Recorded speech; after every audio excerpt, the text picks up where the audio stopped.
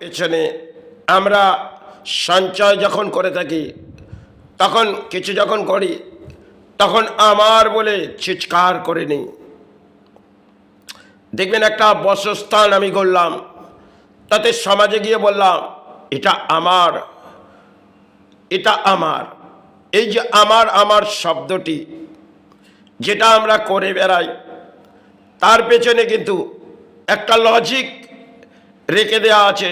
একটা সবাই যখন তিনি যাবেন, তখন তো তিনি কিছুই নিয়ে যাচ্ছেন না, কারণ খালি হাতে তিনি এসেছেন, আর খালি হাতেই বিদায় চলে যাচ্ছেন। আমার বলে কিছুই তার রইলেন না। এই স্থিতিশীলতা হয়তো তিনি গড়লেন, আর সেটা তার কর্মের পেছন দিয়ে তিনি লড়াই করলেন। এটাই তার কর্ম ছিল। আর সেই শব্দটা আমরা আমার আমার বলে চিৎকার করলাম। এর সমস্ত কিছু পরায় দান, যার পেছনে আমরা লড়াইটা হয়তো করলাম কর্ম ভেজে, কারণ শারীরিক দেহটা আমার, যেটা আমার বলে উচ্চারণ করছি, এ দেহটাও একটা সময় আমাদের কাছ থেকে বিলিং হবে। তখন কায়াটা পড়ে থাকবে। কায়াটা যখন পড়ে থাকবে, দেখবেন আপনার কায়া তো রইল, কিন্তু আপনি তো কর্ম ছেড়ে বেরিয়ে চলে গেলেন। যেখানে আপনি আমার বললেন, সবই তো পরায় দান হয়ে রইল। এর পেছনে বহু লজিক, একটা সময় দেয়া আছে, যেগুলো আমরা আজকে উচ্চারণ করি। যা কিছু ক্ষেত্রে এই বাসস্থানটি আমার, এখানে নামকরণ দেওয়া হোক।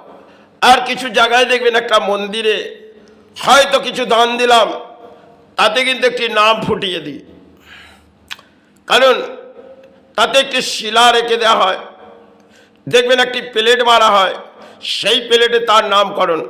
সেই প্লেটটা তিনি যখন কর্ম ছেড়ে চলে যাচ্ছেন, তাহলে প্লেটটা তো তার উঠছেন না। আর তার হৃদয়টা একটাই ব্যাখ্যা হচ্ছে, শেষ লড়াই হয়তো তিনি সফল হয়ে চলে যাচ্ছেন। আর একটা আওয়াজ, তার শব্দ আসছে, যে আওয়াজটা তিনি তাকে দেওয়া হচ্ছে, দেখ এ তোর কিছুই নয়, তুই যে গতটা পরিশ্রম করেছিস সেটাই হয়তো তোর কর্ম ছিল। তুই আমার বলে চিৎকার করলি, এ জগতে তো তোর কিছুই নেই। আছে আছে আমাদের কাছে অর্থ, আবার কিছুই নেই।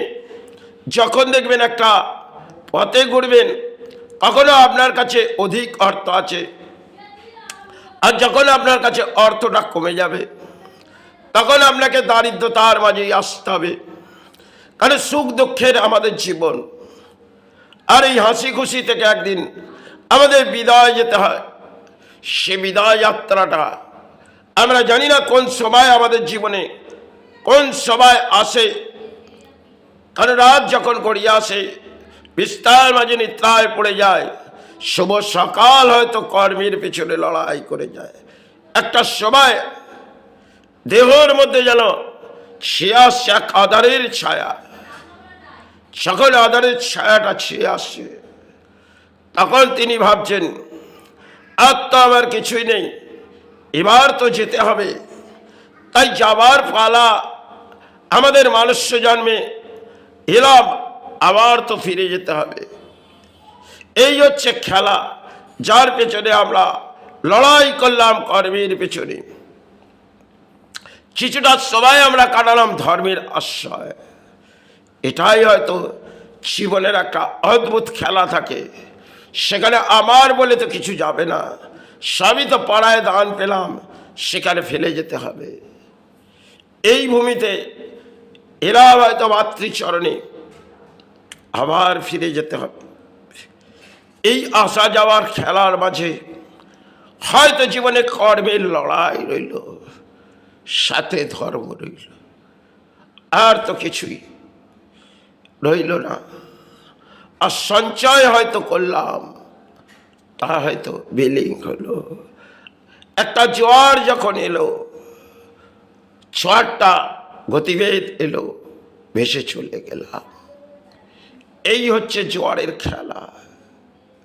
আর জোয়ারটা যখন থমকে গেল, আমাদের জীবন যাত্রাটা যেন এক অদ্ভুত খেলা হয়ে রইল।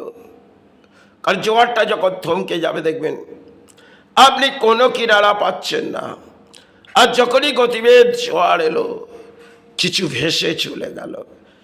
একটা জোয়ারে যেমন কিছু দিলে কেটে যায়, তেমন এই জোয়ার আমাদের কিছু নিয়ে চলে যায়। এই জীবনে আসা যাওয়ার খেলার পেছনে কি বুঝলাম, তা এর পেছনে অদ্ভুত ব্যাখ্যা হয়তো। কারণ জীবনযাত্রাটা হয়তো কর্মের পেছন দিয়ে লড়াই ছিল, তাতে সফল চাই বিফল, সফল চাই বিফল। জীবনযাত্রার মাঝে একটা সময় হয়তো ভাবলাম এই সঞ্চয় করছি, এটা একটি বাসস্থান করব, এই সঞ্চয় করছি একটা কর্মস্থান করব। আর যখন শেষ পথ এলো তখন সব ছেড়ে যেন বেরিয়ে যেতে পারলে হবে। এই খাঁচা, যে খাঁচাটার মাঝে একটা লোহা দিয়ে গড়া হলো, কারণ আজকে যে অট্টালিকাগুলো সেগুলো লোহার খাঁচা, আর এই লোহার খাঁচার মধ্যে আমরা প্রবেশ করে পড়ে রয়েছি। আর সেই লোহার খাঁচা থেকে একটা সময় আমাদের ঝড়ের মতন উড়ে যেতে হবে। যেমন একটি ঝড় বয়ে আসে, সেরম কিছু ধুলো উড়ে যায়, তেমন আমাদেরও উড়ে এই প্রাণটা চলে যায়। এই তো হচ্ছে খেলা। যার পেছনে চিৎকার করে কি হবে, এ আমার, এ আমার। সবই তো প্রকৃতির একটা দান, যেখানে কর্মের পেছনে লড়াই করলাম, সাথে ধর্ম করলাম। এ জীবনে এটাই খেলা ছিল। তাই জীবন যাত্রার মাঝে হয়তো সে চরণ ধরলাম, আর তো কিছুই রইল না। এই জীবনে আসা যাওয়ার খেলাই হয়তো হলো। কায়াটা যখন পড়ে থাকবে কিছু প্রাণী আসবে, কায়া নিয়ে যাবে, আত্মা তো বেরিয়ে চলে যাবে। আত্মা বেরিয়ে গেল, কায়াটা হয়তো মানুষ্য জন্মে কিছু নিয়ে যাচ্ছে। চলো যাই।